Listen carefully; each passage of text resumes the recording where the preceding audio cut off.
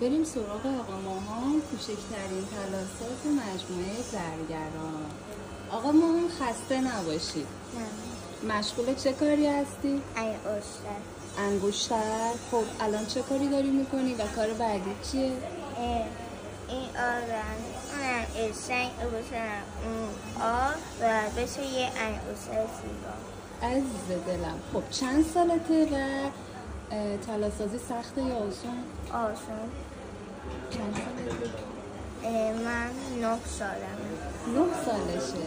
آقا ماهان ما 9 سالشه. خب کسایی که دارن این فیلم رو میبینن چه حرفی براشون داری؟ اونایی که دوست دارن تلاساز بشن توصیه میکنم بیاین به تلاسازی زرگران. موفق باشی عزیزم.